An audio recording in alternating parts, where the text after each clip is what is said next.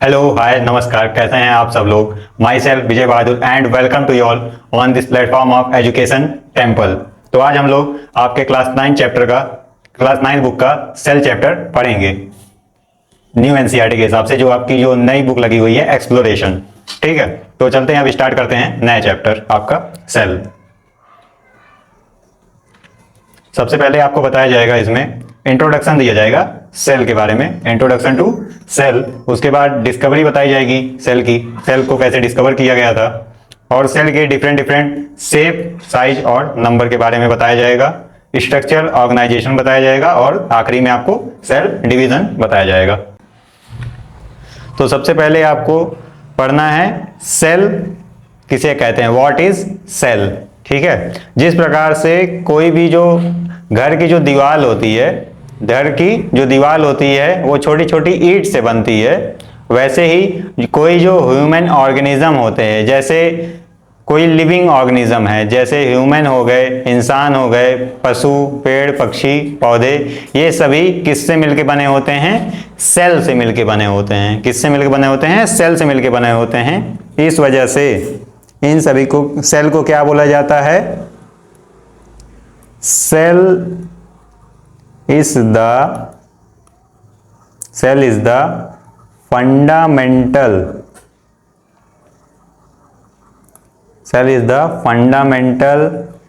Structural and functional unit of life.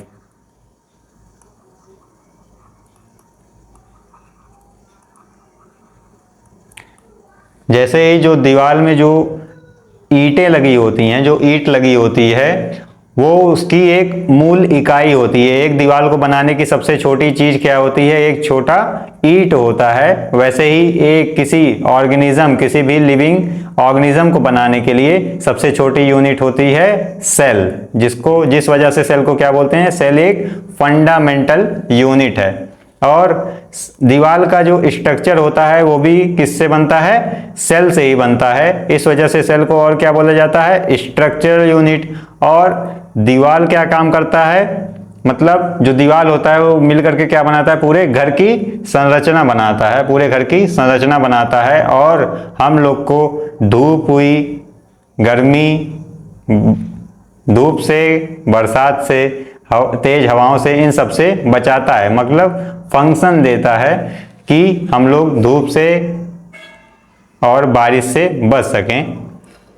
तो वैसे ही जो सेल होता है ह्यूमन के अंदर, वो भी हम लोग को अलग अलग तरीके के फंक्शन प्रोवाइड करता है। इस वजह से सेल को क्या बोलते हैं, फंडामेंटल स्ट्रक्चर और फंक्शनल यूनिट किसी भी लाइफ या फिर लिविंग ऑर्गेनिज्म का, किसी भी लाइफ या फिर लिविंग ऑर्गेनिज्म।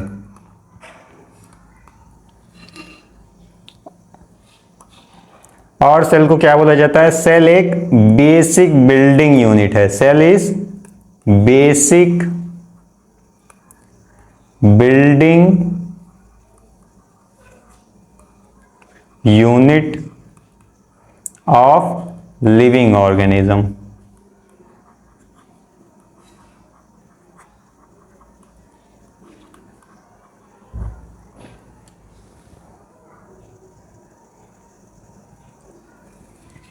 अब नेक्स्ट पेज पे चलते हैं, नेक्स्ट स्लाइड पे। इसमें अब सेल के बारे में पढ़ते हैं कि सेल क्या क्या कर सकता है, सेल क्या वर्क कर सकता है। सेल क्या कर सकता है, cell can replicate. Cell can replicate. Replicate का मतलब होता है अपनी ही खुद की वो कॉपी बना सकता है। मेक कॉपी ऑफ इटसेल्फ, अपनी ही खुद की वो कॉपी बना सकता है। जैसे जो आप प्रिंटर मशीन से एक सेम टू सेम फोटोकॉपी निकालते हैं, ठीक वैसे ही सेल भी अपनी खुद की एक कॉपी बना सकता है।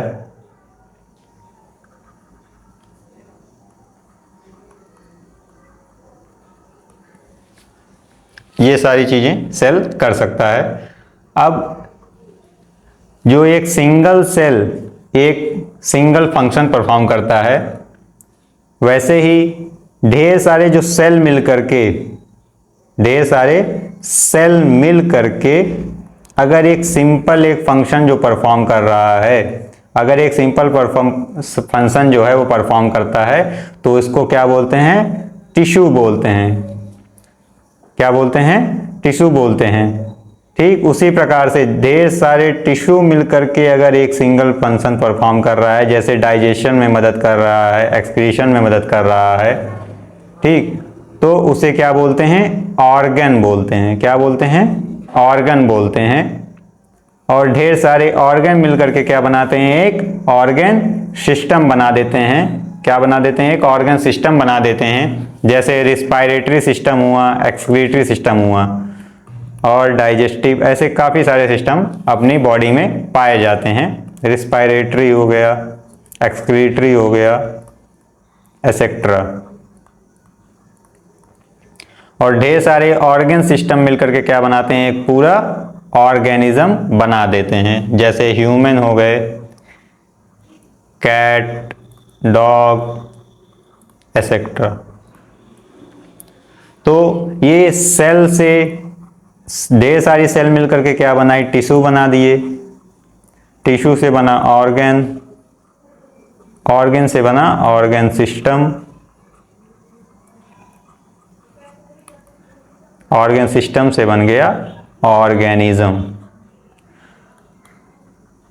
तो ये जो हायरार्की है, जो ये पूरा एक क्या है? लिस्ट है कि सबसे पहले सेल बनेगा, सेल से टिश्यू बनेगा, टिश्यू से ऑर्गन, फिर ऑर्गन सिस्टम। तो इसे क्या बोलते हैं? Structural organization. क्या बोलते हैं? Structural organization. किस चीज का? सेल का। Structural organization of cell. ठीक, इस स्लाइड में इतना रहेगा आपका। और डाइजेस्टिव सिस्टम, रिस्पायरेटरी सिस्टम, जैसे रिस्पायरेटरी सिस्टम में क्या हो गया? नेसल पैसेज हो गया, नेसल पैसेज हुआ और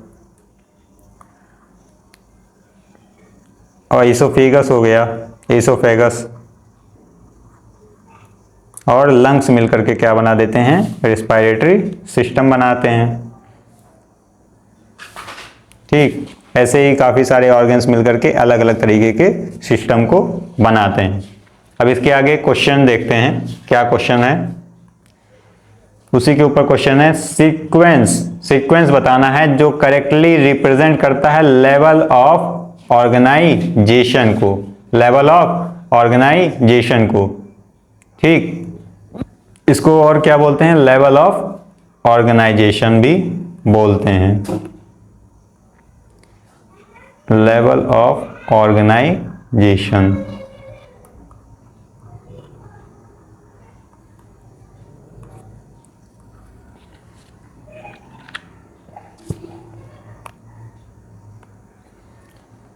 इस क्वेश्चन में क्या पूछा है? The sequence correctly represent the level of organization in multi cellular organism. में क्या लेवल ऑफ ऑर्गेनाइजेशन होता है? जैसे अभी आपको बताया गया, सेल से बनता है टिश्यू,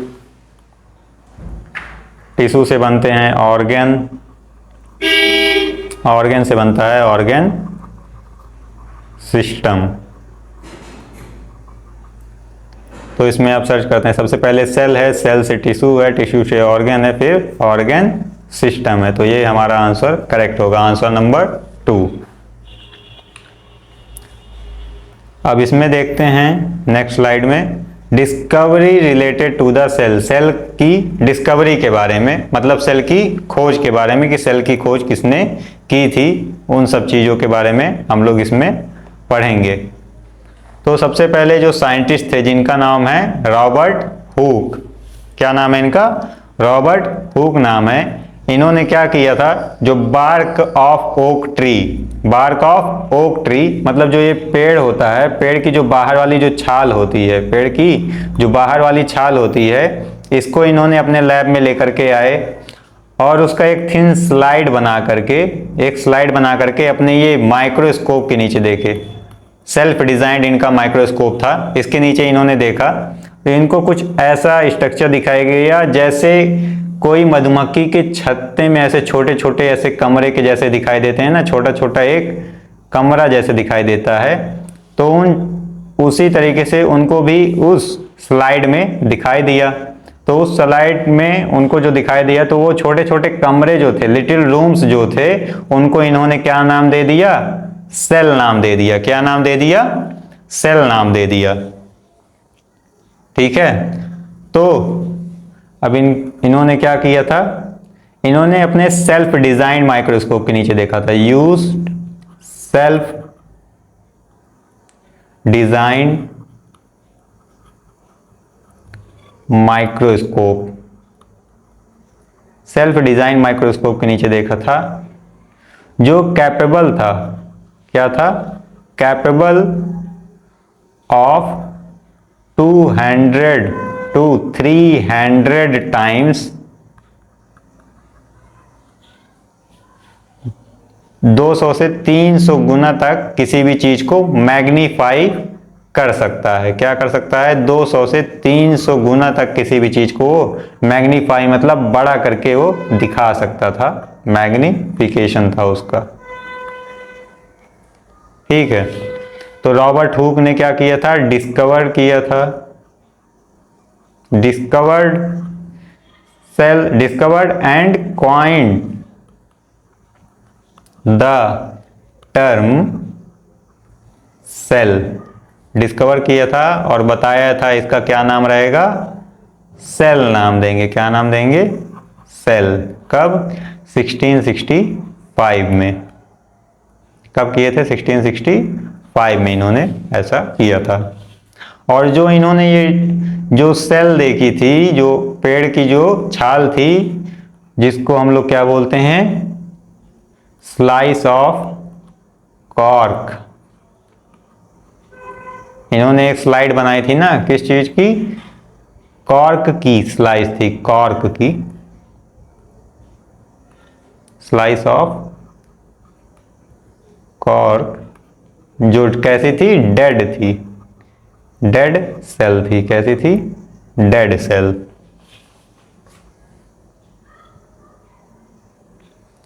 अब उसके बाद फिर आगे और पढ़ते हैं नेक्स्ट स्लाइड पे। अब अलग अलग साइंटिस्ट आते हैं डिस्कवरी के लिए सेल की। फादर ऑफ माइक्रोबायोलॉजी, ठीक है, सबसे पहले एक साइंटिस्ट आए जिनका नाम है एंटनी वॉन लीवनहॉक। कौन आए? Antony von Leeuwenhoek. इन्हें फादर ऑफ माइक्रोबायोलॉजी के भी नाम से जाना जाता है। इन्होंने क्या किया था? जो तालाब का जो पानी था, तालाब का पानी उन्होंने ले आकर के अपने माइक्रोस्कोप के नीचे देखा, तो उन्हें क्या दिखाई दिया? लिविंग सेल दिखाई दिया, मतलब जिंदा सेल दिखाई दिए, लिविंग सेल दिखाई दिया। किसमें? तालाब के पानी में। और रॉबर्ट हुक ने कैसा देखा था? डेड सेल देखा था।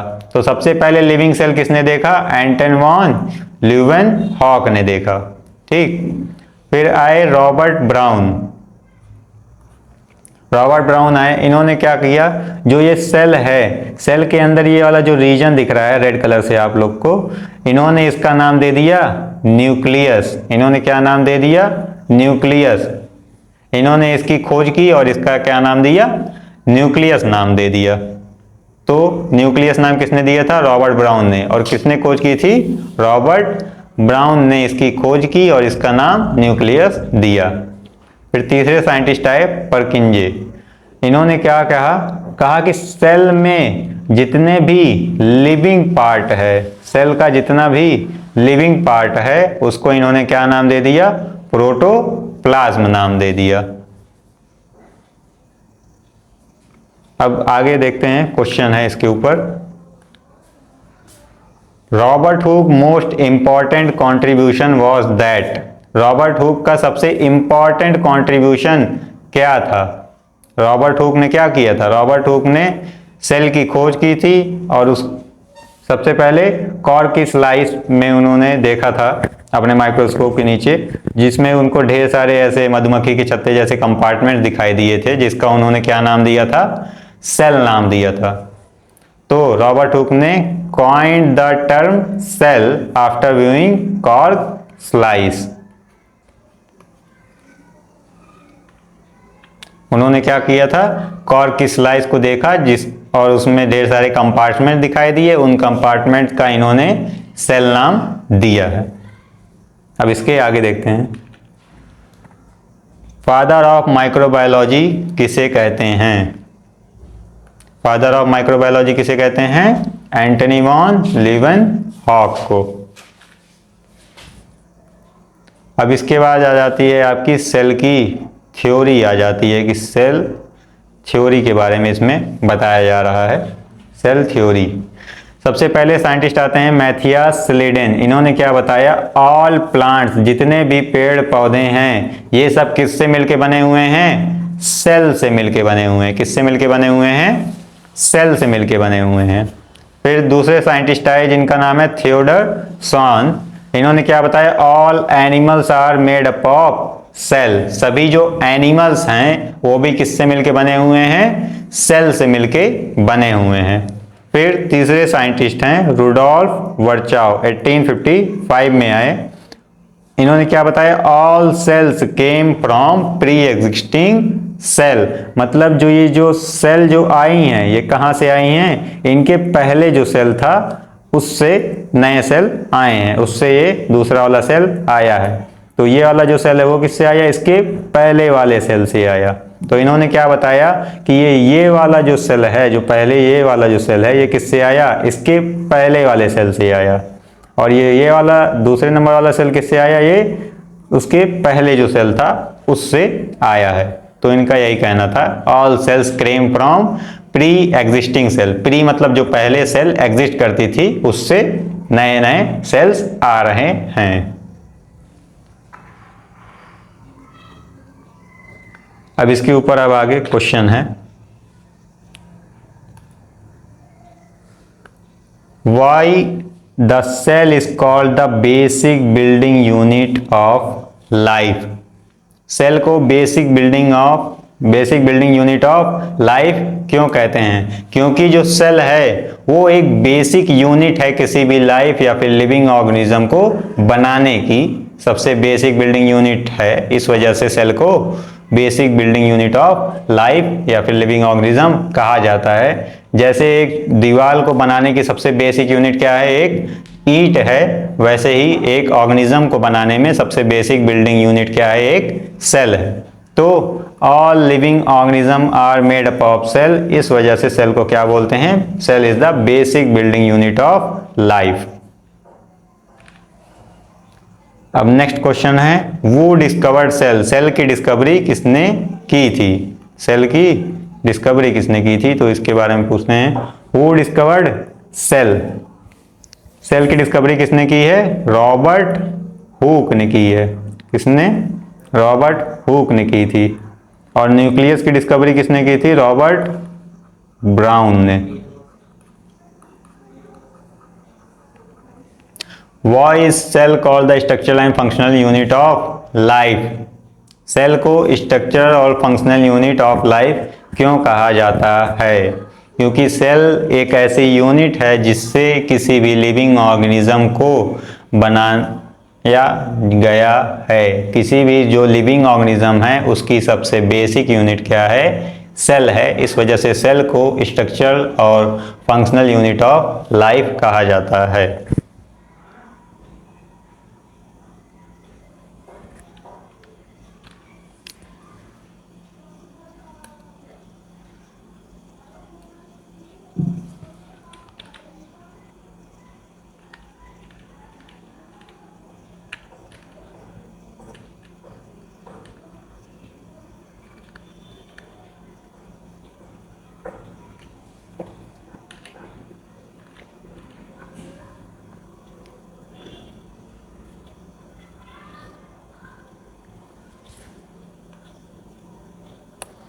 अब आगे पढ़ेंगे unicellular and multi cellular organism. Uni मतलब होता है सिंगल, वन, और मल्टी सेलुलर होता है मैनी, मतलब काफी सारे। ठीक, यूनिसेलुलर मतलब एक सिंगल सेल से बने हुए ऑर्गेनिज्म को क्या बोलते हैं? Unicellular organism. और ऐसे ऑर्गेनिज्म जो ढेर सारे सेल से मिलकर बने हैं उनको क्या बोलते हैं? मल्टी सेलुलर ऑर्गेनिज्म बोलते हैं। तो यूनिसेलुलर ऑर्गेनिज्म किसे कहते हैं? Organism made up of only one cell. और मल्टीसेलुलर में क्या होगा? Organism made up of more than one cell.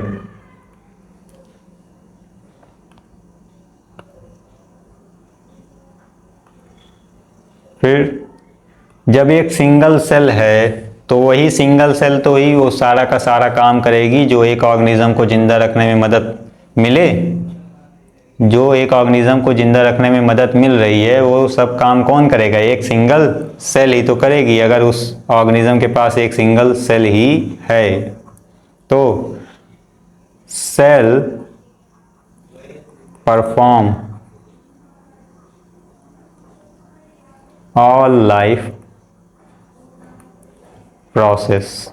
Life की प्रोसेस, लाइफ प्रोसेस किसे कहते हैं? ऐसे लाइफ के फंक्शन जो आपको या फिर किसी ऑर्गेनिज्म को जिंदा रखने में मदद करती हैं, ऐसे फंक्शन को हम बोलते हैं लाइफ प्रोसेस। जैसे हुआ ब्रीथिंग, सांस लेना, ब्रीथिंग हो गया, डाइजेशन हो गया, ये सारी चीज़ें जो हैं क्या हैं? लाइफ प्रोसेस हैं। एग्जाम्पल में ये यूनिसेलुलर ऑर्गेनिज्म के एग्जाम्पल क्या क्या हैं? बैक्टीरिया है और क्या है? अमीबा, अमीबा हो गए और पैरामीशियम।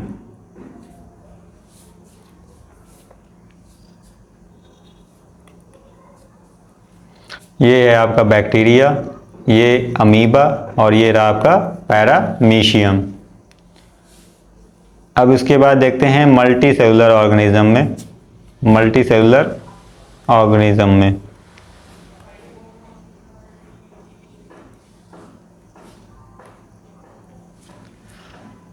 अब मल्टी सेलुलर ऑर्गेनिज्म के पास काफ़ी सारे सेल्स हैं, तो इस वजह से अलग अलग सेल अलग अलग फंक्शन परफॉर्म करेगी। Different cell perform different function. मतलब क्या रहेगा इसमें? डिवीजन ऑफ लेबर रहेगा, डिवीजन ऑफ लेबर। अब इसमें एग्जाम्पल क्या क्या आ जाएंगे मल्टी सेलुलर ऑर्गेनिज्म में? प्लांट, एनिमल और ह्यूमन बीइंग।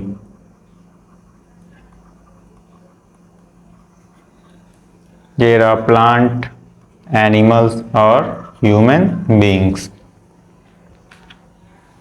अब देखते हैं सेल के अलग अलग शेप, सेल के अलग अलग शेप के बारे में अब देखते हैं कैसे कैसे शेप हो सकते हैं। तो ये अलग अलग शेप की उस वजह से होता है, इनका अलग अलग अपना कुछ फंक्शन होता है, उसको परफॉर्म करने के लिए इनका अलग अलग शेप होता है सेल का। तो different size, shape and structure of cells help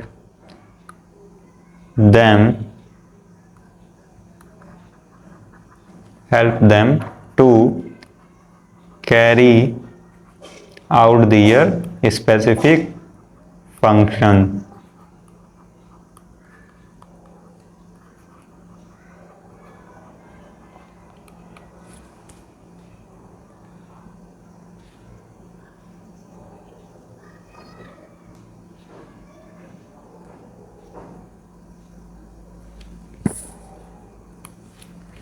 जैसे हो गया नर्व सेल है, ब्लड सेल है, bone cell, ovum, sperm, smooth muscle cell और फैट सेल। ये अलग अलग तरीके के सेल हैं। इनकी अलग अलग स्ट्रक्चर है, अलग अलग इनका फंक्शन है। इस वजह से इनका सबका अलग अलग शेप और साइज है। अब different size of the cell, अलग अलग सेल के साइज के बारे में बताया गया है। जैसे ह्यूमन बॉडी में सबसे लार्जेस्ट सेल क्या है? ओवम है या फिर एग सेल है। ओवम को ही एग सेल भी बोलते हैं। और स्मॉलेस्ट सेल क्या है ह्यूमन बॉडी के अंदर? स्पर्म सेल है। और अब दूसरा देखते हैं, जो स्मॉलेस्ट लिविंग सेल है या फिर स्मॉलेस्ट लिविंग ऑर्गेनिज्म है वो है कौन? माइकोप्लाज्मा, जिसको पीपीएलओ के नाम से भी जाना जाता है, प्लूरो निमोनिया लाइक ऑर्गेनिज्म। और सबसे जो लार्जेस्ट लिविंग सेल है वो क्या है? ऑस्ट्रिच का एग है, शुतुरमुर्ग का एग है। अब कुछ ऐसे भी ऑर्गेनिज्म पाए जाते हैं जो बहुत ज़्यादा हॉट, मतलब बहुत ज़्यादा गर्म तापमान में भी रह सकते हैं, तो वैसे ऑर्गेनिज्म को बोला जाता है, वैसे बैक्टीरिया को थर्मोफाइल्स। थर्मो मतलब हीट, फाइल्स मतलब लविंग। ऐसे बैक्टीरिया जो हीट लविंग होते हैं उनको थर्मोफाइल्स कहा जाता है, heat loving bacteria. These bacteria can survive in extreme high temperature. ऐसे बैक्टीरिया बहुत ज़्यादा हाई टेम्परेचर पे भी सर्वाइव मतलब जीवित रह सकते हैं। तो ये सभी जो बैक्टीरिया थे ये कहाँ पाए गए थे? Hot springs of Puga valley, Ladakh में पाया गया था, जहाँ पे बहुत ज़्यादा हाई टेम्परेचर था, उस जगह पे ये पाए गए थे। इसकी खोज किसने की थी? बीरबल साहनी इंस्टीट्यूट में इसको पता किया था, पता लगाया गया था। इसमें बीरबल साहनी इंस्टीट्यूट के कुछ लोग थे, उन्होंने इसका पता किया था। Birbal Sahni institute of palaeo science. Calcium carbonate around hot springs protect from harmful radiation and help in formation of protective layer. जो ये है प्यूगा वैली के किनारे किनारे जो है कैल्शियम कार्बोनेट के डिपॉजिट मिल रहे थे। जो ये ऑर्गेनिज्म हैं इनके चारों तरफ क्या मिल रहे थे? कैल्शियम कार्बोनेट के डिपॉजिट मिल रहे थे, जिससे क्या बन रहा था? इनका एक प्रोटेक्टिव लेयर बन जा रही थी इसके किनारे किनारे, जिससे ये प्रोटेक्टिव लेयर क्या काम करती थी? इनको हार्मफुल रेडिएशन से बचाती थी। क्या करती थी? इनको हार्मफुल रेडिएशन जो थी उससे क्या करती थी? इन लोग को बचाती थी।